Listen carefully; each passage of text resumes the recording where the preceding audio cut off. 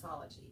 Reflexology is based on a scientific theory that there are mini-maps on the hands, feet, and ears of the body, and by working those specific points or reflexes, you're actually able to clear energetic stagnations through the body. So you have just a few ideas of what the reflexology chart looks like. This is the International Institute of Reflexology chart. That is what most reflexologists will go by. And you have one for the hands and the feet. This is one that was created by a local reflexologist that just kind of breaks it down a little bit more. Every reflexology chart will be different. The International Institute of Reflexology foot chart has actually been copywritten. So this is the only chart that can look this particular way. When you're looking for a reflexology chart to reference, you just want to make sure that everything is in the correct location. Obviously, you want a lung on each side. You want a kidney on each side. You want the heart on the left foot. Things along those lines. Reflexology has been around for thousands of years. No one particular society or culture can lay claim to that. Back in the early 1900s, Dr. Riley had initially started something called the zone theory. And Eunice Ingham, who is known as the mother of reflexology, had taken that theory because she worked with Dr. Riley in the 1930s, and she grew it into the reflexology chart we know today. You have the zone theory that the body is divided into 10 zones. You have 5 on each side. The dividing line is the midline of the body. Working any zone, you're working the entire part of the body within that zone, including organs. You can become a reflexologist. There is a national exam that you can take once you do an accredited program. And reflexology is a great practice to do when you're introducing somebody new into a massage practice. It's very non-threatening. It can be done with the client's clothes on or off. And traditionally, it's done using either no lotion, oil, or gel, typically cornstarch or talcum powder. I'll be using a lotion. You do want to make sure that you find something that does not have a lot of glide to it, such as an oil or a gel. You want something that's going to give you a little bit of friction. When you're setting your table up for your reflexology session, you want to make sure that you have enough bolstering at the end of the table so the client will be level. So what I like to do is I'll have a pillow and a bolster at the end, so the bolster will hit right behind their knees, but their heels will prop up on the pillows, so it gives you just enough height. So when you're doing an hour or a 90-minute session, you'll still be comfortable. It's always nice to provide your client with a pillow for their head to lay on, or if they want additional bolstering, such as you saw with the side lying video, you can do a semi-reclining position as well. You always want to keep a blanket nearby. Of course, during any type of bodywork session, your client's body temperature is going to drop. So even though they will be remaining clothed this entire session, they still may get chilly. So always keep a blanket nearby.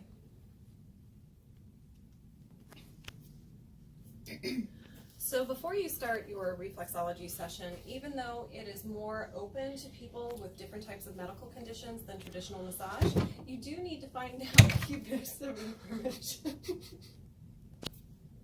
And take 2. So you want to find out if there's any contraindications before you start working with your client who wants the reflexology session. Of course, this is still considered a circulatory type of massage, so aneurysms, blood clots, thrombosis, any type of DVT, those are things that you all need to be mindful of. So you do need to do a brief medical history. Of course, there is some controversy about whether or not you should work on somebody around the ankles if they are pregnant or not pregnant. So you do want to make sure that you educate yourself on that and decide what side of the fence you want to sit on. Corinne is going to be our client today, so we're going to do a quick intake with her. Thank you so much for coming in. So do you have a goal for your session today? I actually have a little bit of plantar fasciitis in my right foot, and it's always nice to be able to get other parts of the body worked without actually having them worked. So I do have a history of neck pain and some lower back tenderness on my left side. So if there's places in the foot we can focus on for that, that would be great. All right, perfect. Any medical conditions, medications? No.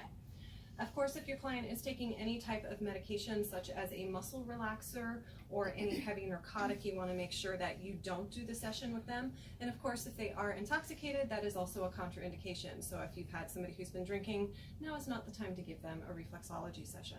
But Corinne is clear to go. Any allergies to fruits, nuts, oils, or essential oils? All right, so what you're going to do is you're going to lay on your back, head at the pillow here. Your ankles or your knees are going to rest over the bolster, ankle right here. Okay. And I'm just going to take the blanket off for her and give that to her because her body temperature will drop.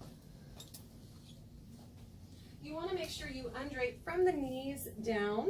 You want to make sure that you're able to provide a leg massage too. You want to make sure you're hitting both. I'm going to use a lotion. Like I said, you can go with nothing. You can go with a talcum powder or a cornstarch.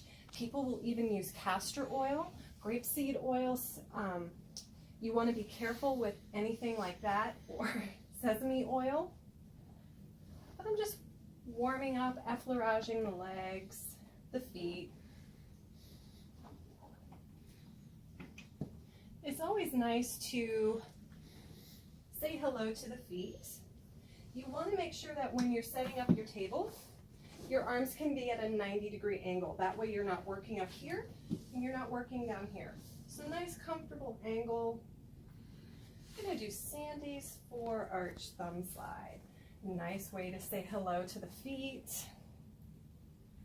Sliding up the instep, sliding across at the diaphragm line, over at the pelvic line.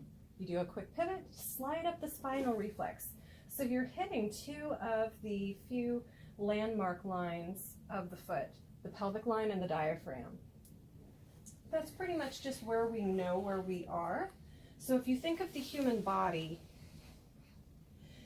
all of the organs that are above the diaphragm will be here. All the organs from the pelvic line in the human body and down will be through here. Everything in between, such as in the torso, will be right through here. And of course, if you have two of the organs in the human body, you're going to have them also bilaterally on each foot.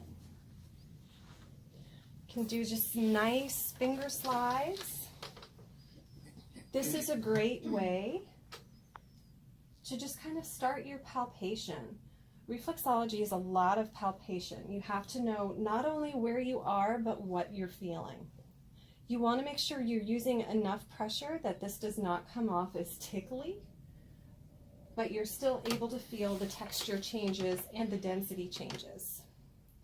Come up in here into the eyes and ears, into the solar plexus. And that is going to wrap up both feet. Now in reflexology, it doesn't matter if you start working on the left foot or if you start working on the right foot. So just remember that this is their left foot at your right hand and their right foot at your left hand. So you have to remember that you're looking at a reverse image of the body. I like to start with the left foot. And you've got a couple of different options. I always like to give them a nice leg massage. You can do all of your leg moves. You can start with your fulling. You can do your chucking. You can do your ringing. You can do your duckbill. Be mindful, even though this is not a traditional massage, of your body mechanics. When you're doing reflexology, it's very common for the shoulders to become earrings. This just clears the way because we're going to move a lot of lymph for it to go somewhere.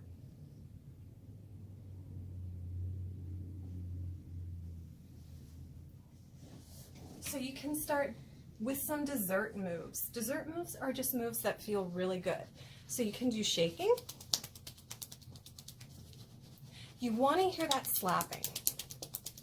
That slapping means your fingers are nice and relaxed. Now, if you have somebody who is more externally rotated or laterally rotated, You can take a face cradle, put it behind the knee. You can take a rolled up sheet behind the knee. Whatever you need to do to make sure that person's foot stays in neutral position, because it's very hard to work on somebody when they're laterally rotated. The more relaxed they get, the more rotated they will get. So I'm going to start with just fist wave. So essentially I'm taking the knuckles or the business end of my fist into the balls of her foot. I'm going to push, the hand on the dorsum is going to pull, and it's all simultaneously. You can do ladders, which are basically just the thumbs alternating one over the other. It looks just like this. So the thumb on top will go onto the bottom, the thumb that was on the bottom will go onto the top. And you can open up the foot. You want to be careful when you're doing reflexology of your sequencing. So if I start at the top, or I'm sorry, if I finish at the top, my next move should start at the top. It has a better flow with it than finishing at the top and then coming to start at the bottom. So we're going to open up the foot and go immediately into thumb stomp. You have to be careful of your pressure. It's very common to use a lot of pressure on the foot, and your thumbs are going to wear out. So you want to be careful about how much pressure you're using. So we have the chest, breast, and lung section right here underneath the balls of her feet. We have the diaphragm line. You have the eyes and then the ears through here. You also have the neck reflex, and her neck was acting a little cranky, so we're going to come through and work the neck reflex. Somebody who's had whiplash or any type of neck injury, you want to be careful about how much pressure you're using through here, because it will be very, very sensitive. You want to work through all the aspects, even using your index finger to get around to the side of the neck, and really just kind of clean through there. Working all around. And since I'm here, I can go right into cleaning the bronchioles. It feels really, really good. Make your moves blend as nicely as you can. I'm also going to do a wave, so that's basically the thumbs pressing into the head of the metatarsals. Remember, you're working on the metatarsals, not the carpals. You get carpal tunnel syndrome in the wrist. Think of the Tar Heels football team. The tar is on the foot of the heel. Come through and do little waves.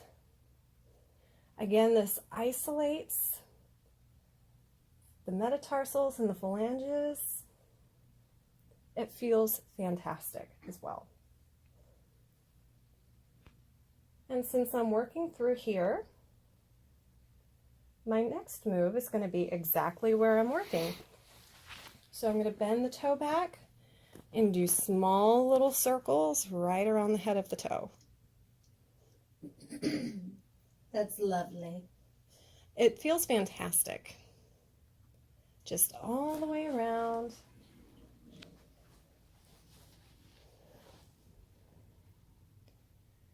And don't overstretch your thumb. It's very easy to do that. So once you feel like you can't reach anymore, switch hands. There's no rule saying you have to use the same hand for the entire movement. So she actually has a lot of crunchies or uric or lactic acid buildup through here. So that could indicate she's been experiencing allergies, or recently I think she settled for a bout of bronchitis too. So a lot of buildup through here. Remember, we went through and we paid attention to the bronchioles. We're going to go through there and pay attention to them again. Just working through there and smooth it out. You can stimulate the brain reflex. So what I'm doing is I'm tractioning the toe a little bit. You always want to make sure you do traction anytime you do range of motion. And I'm just tapping onto the brain. And this just helps stimulate cognitive function, helps memory recall. I mean, who doesn't need that these days? You can walk through. Normally in reflexology, we don't use the edge of the thumb right here. It's one of those very random tools, but this is one of the moves where we'll actually use that. Walking through the eyes and the ears. One of your basic routines is milking the toes. Your teeth are actually represented right through here. So you can definitely go through and milk the toes or just clean around them, just like you do with the neck. Just kind of clean. All different directions. That's our neck reflex. You can thumb walk. So remember, all the zones are located in the thumb. So you can thumb walk all of the zones and be creative. Think of whatever pattern you want and thumb walk that way. The only direction we do not thumb walk is down. You don't push energy down. So you're always up. You can go side to side, right to left, left to right, diagonal, right to left, or left to right in your diagonal. Be mindful of your pressure. When you are doing your thumb walking, the harder and faster you go, the more fatigued your thumb will be. So if your client wants you to use harder pressure, chances are they want more of a foot massage. Reflexology is actually a very light massage, somewhere between light and medium. So a level 1 to a level 2 pressure, somewhere between just applying the lotion with your effleurage to going just a little bit deeper with your fulling. You can go around and do circles around the malleolus. It feels really, really good. Areas that are often neglected. You can do one large circle. You can do circles in a circle.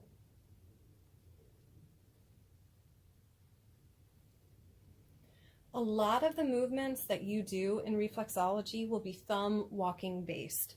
At times you can interchange the thumb walking with finger walking.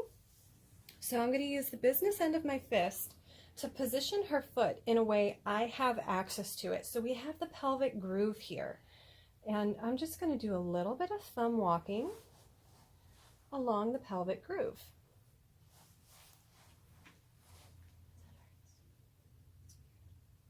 That's tender. It's very tender through here because you have three main muscles, one being tibialis anterior that come down through here. We're also right on the retinaculum, so you do want to use care when you are working through here. Just kind of working into the divots. Also, along with the pelvic groove through here, it's a lymph reflex. So you can just do some very nice light effleurage up. And since we're here, we've got the dorsal of her foot. You have the chest, breast, and lung section through here. You can do a little bit of finger walking. So my fingers, my middle finger is stacked on top of my index finger. And just tiny little bites. You always want to make sure you see that tissue like a snowplow in front of you. You want that tissue building up. And I'm going to switch hands because now I'm getting it at a different angle. Switch back and forth.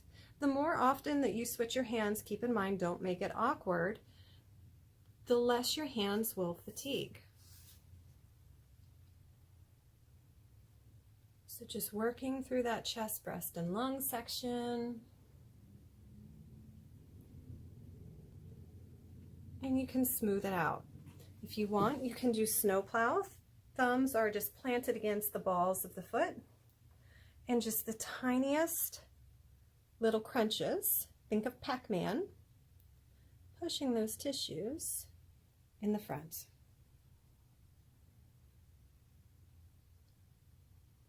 You can do that as many times as you want.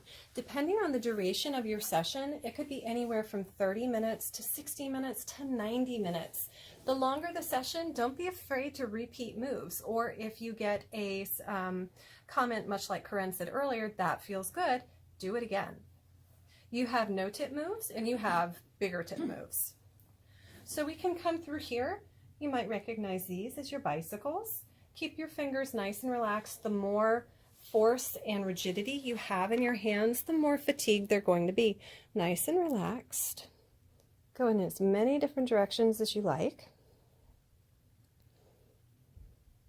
Do the individual metatarsals.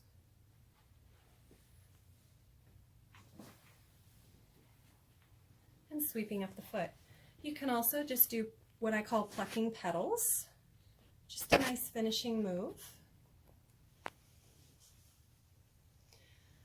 So now we're going to work her spinal reflex. I'm going to take the heel of her hand and place it into the palm of my hand. It gives me more control. This really is about controlling your client's foot and making sure that they know they're safe and secure and your working palate is not going to go anywhere. I'm going to start with my thumb walking. So our spinal reflex kind of follows the inside step of the foot. It starts right here at the edge of the toenail of the great toe. You're just going to start your thumb walking. Be mindful of your shoulder. Is it an earring? It's very easy for it to creep up on you. I'm going to walk down the spinal reflex. Now it doesn't go all the way to the end of the heel. It ends about right here. This is about where your coccyx is going to be. Sciatic's right here, so I'm going to stop here.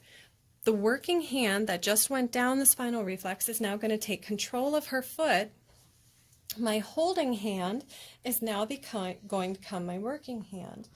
I'm going to start to work the spinal reflex, and at this point my thumb is as stretched as far as it comfortably wants to go, so I'm going to pivot. I'm going to move my stool so I am placed more comfortably to keep my body mechanics proper. And I'm just going to switch.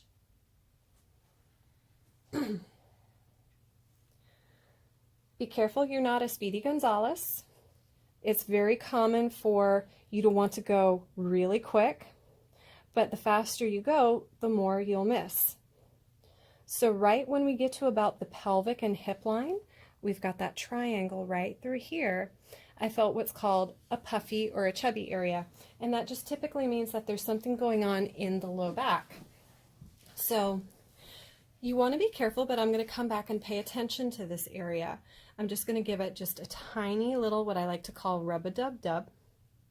I'm going to send some energy to that area.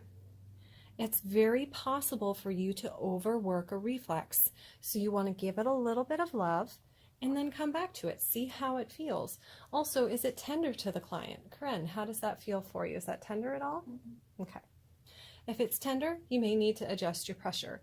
Tender spots could indicate that there is something going on in the body, such as a stagnation through one of the meridians or the energy channels. So I'm going to move on from there. I can continue my way back up the spinal reflex.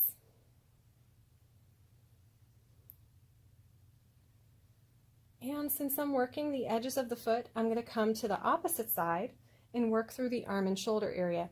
That area I'm going to use finger walking. So I'm going to take the business end of my fist. I'm going to finger walk all the way down the foot. Try not to fall off, just like I did. And you can just do a small little circular friction all the way up. It feels really good.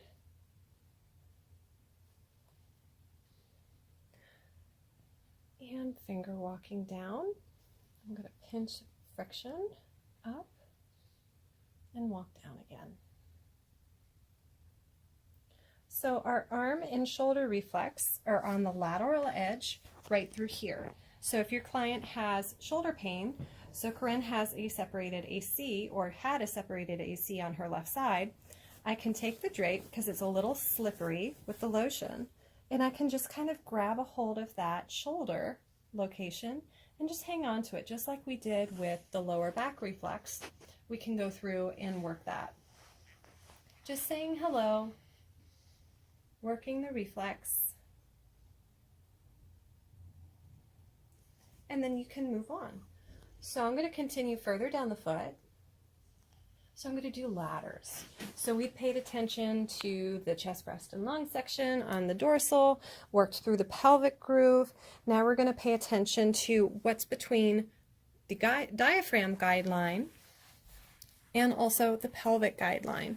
So this is the ball of her heel right here. So right above that is going to be my pelvic guideline. So in between here, since this is her left foot, we're going to have the stomach through here, we're going to have kidney, we're going to have adrenal, we're going to have small intestine, you'll have the transverse colon, descending colon, all the way to the rectum. So you've got a lot through here. So I'm going to work through here. I'm just going to do a little bit of what's called a crosshatch pattern. You want to take a little bit of time to work through here. You don't want to go super fast because this is where you're using your palpatory skills, seeing what you have or what she has in this particular matter. So I'm going to work through here. I'm going to go in all different directions, staying in between the pelvic guideline and my diaphragm guideline.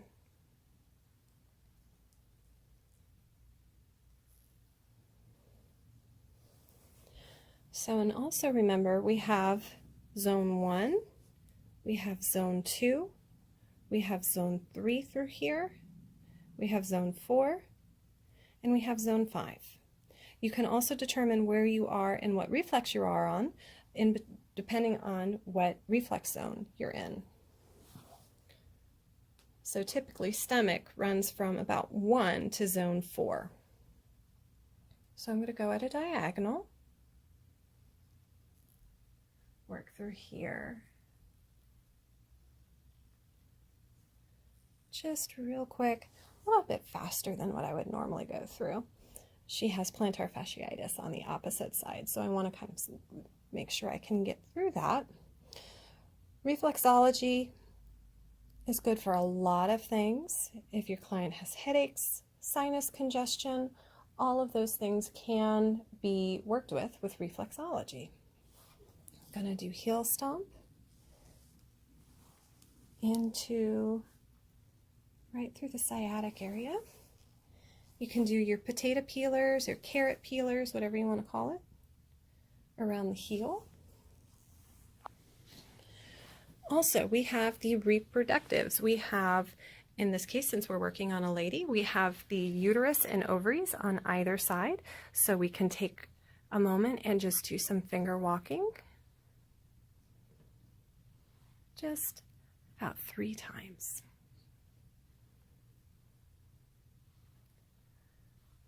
Gotta get a little bit closer each time.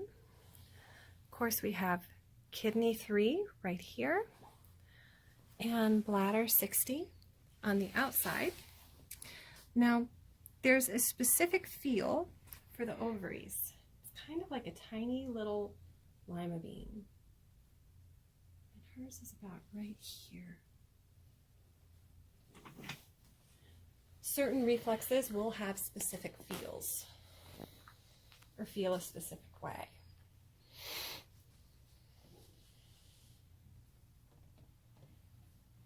So you can even take time, because we have the chest, breast, and lung section, and she had bronchitis recently, you can take some time and finger walk through that area. Little extra love through there.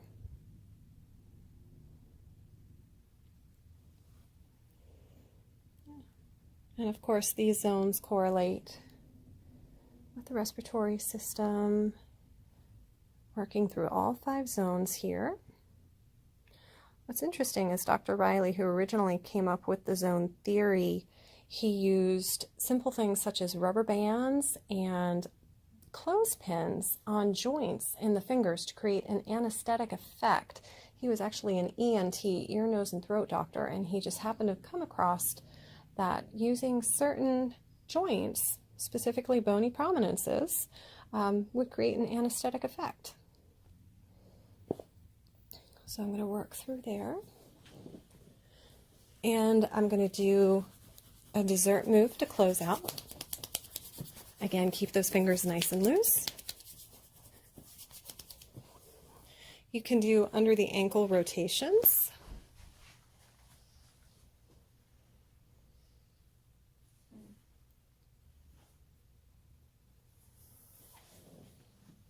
And you'll move to the next side. You can go ahead and say hello to both feet again. And you can do palm to sole. That's always nice. So remember, we asked her what her goal is when she came in. A lot of this work is strictly intention. So of course we worked through the neck where she said she was having neck problems. We're going to work through the side where she said she was having plantar fasciitis. So those are pretty much her goals for the day. But not only are we working through the physical body, but you can also work through the emotional body as well. Remember, kidney and lung, they house a lot of anxiety, fear, and sorrow. So you might be feeling something through kidney. Doesn't necessarily mean that they have kidney stones, but it could mean they're having some emotional effect. So it's all about intention. Focus your intention on what their goal is and what you find. So now we're going to come over here. We're going to say hello to the foot.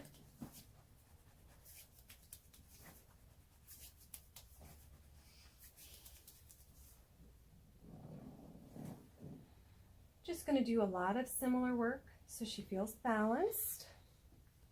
You definitely want to focus on balance with this.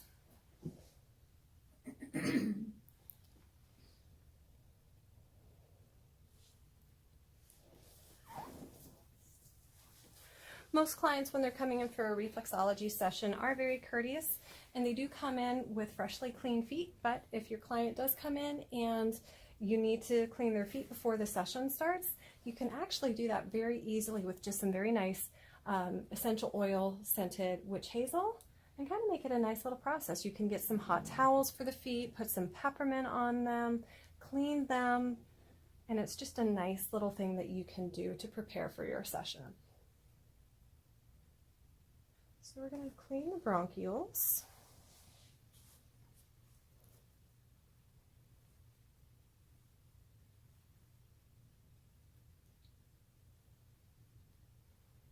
So with the plantar fasciitis, I'm going to warm up the plantar surface of the foot. A lot of the pain that most people feel with plantar fasciitis is actually new micro tears being created in the aponeurosis. So this just helps prevent those tears. Again, if you had hot towels, you could go ahead and do hot towels on the feet before you start your session. Whatever you wanted to do. So I'm going to do just a little bit of cross fiber friction through the plantar tendon.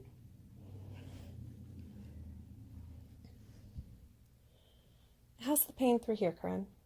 On the medial side is where the pain is. Okay. So like right where you first put your thumb. So about right through here? Yeah. All right, that's where pain or discomfort is. So I'm going to put a little bit of a counter strain in there. Doing okay with that? Mm-hmm. Going to hang out for just a few moments. And then I'm going to stretch her back. Give her a soft little stretch. So if you were treating a client, you could also take the opportunity to go ahead and give them a leg massage as well, and open up the calf and the Achilles. So we've worked one leg, so we definitely want to work the other leg so she doesn't feel imbalanced.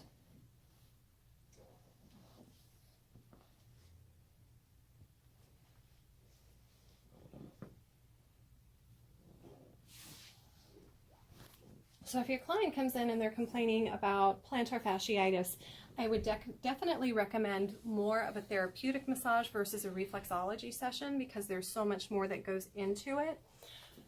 So you can get a better result and the client's goal can be obtained.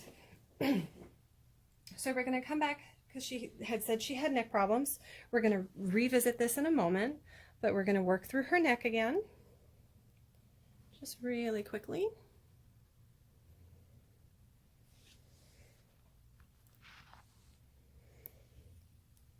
All different directions, paying attention to the amount of pressure you're using because you are using your thumb. Get into the side area, especially if they have whiplash. If you want to do pinkies between pinkies between the toes, you certainly can. Most people will pay you not to do that. And I'm going to work through here, creating that S pattern or wave. Doing it to each metatarsal head.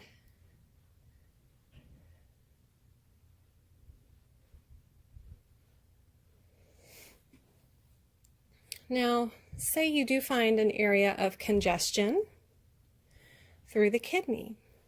You can just do a little bit of thumb walking through the area. You can do a stagnant hold. You can rock the foot around your thumb pressure. Or you can just do a counter strain and hold. Same thing if you're working around the reflex.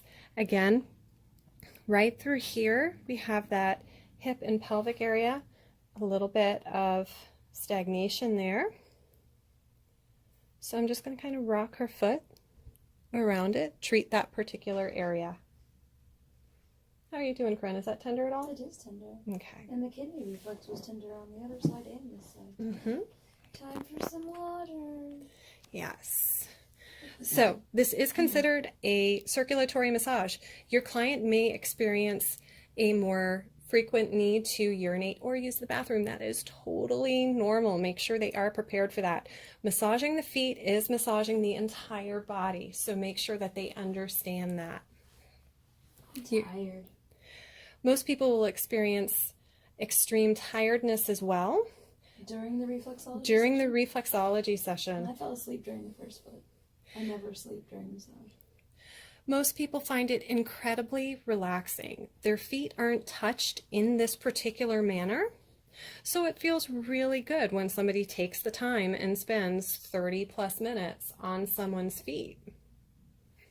They also can experience a healing crisis with this. They may have more disturbed sleep. Maybe they're more tired, they're not sleeping as well. Maybe they have more energy. All those things are common. I'm just going to twist around the spinal reflex. You can do it just by thumbs. You can do it by ringing. It all feels really good, especially if your client has a flat foot or an extremely high arch. You can take the time and work through there.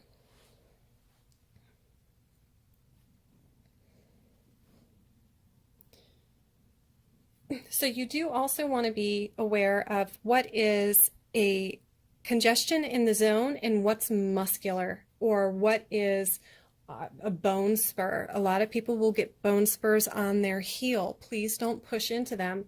Right here you have adductor hallucis. That can get really tight on a lot of people. It doesn't necessarily mean that there's something wrong with her spinal reflex. It's just that she's tight through her foot. You want to take a look at what kind of shoes they're wearing. Is the toe box elevated? And that could indicate a tight adductor hallucis right through here.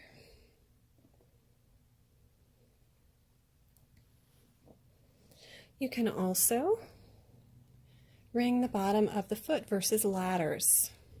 Just a different option. Top. This will get the plantar section of the foot and the dorsal section, a twofer.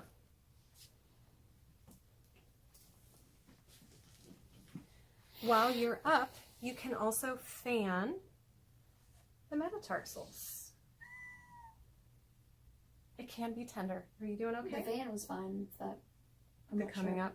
What's that right there? Are those thumbs? Here are thumbs, Yeah. these are fingers. Yeah, the thumbs on the top. That's what hurts. That's weird. The fanning felt great. So take an opportunity once you're done doing your work and just kind of feel around. What do you feel? So she has some adhesions right through the small intestine, right through here. Could be digestive issues. Again, it could be more of an emotional thing. You can always refer to your 5-element theory. Look at that, see what season it is for that, what taste it is, what color, what smell, if you really wanted to get into depth. Work the area, but don't overwork the area.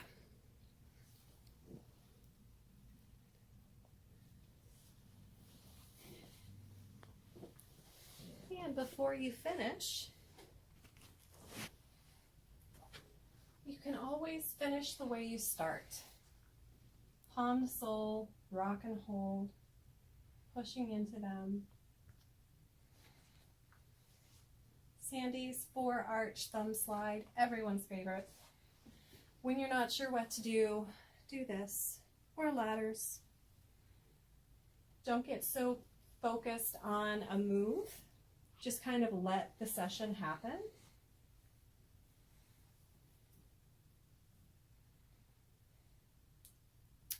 And there you have a quick little reflexology session.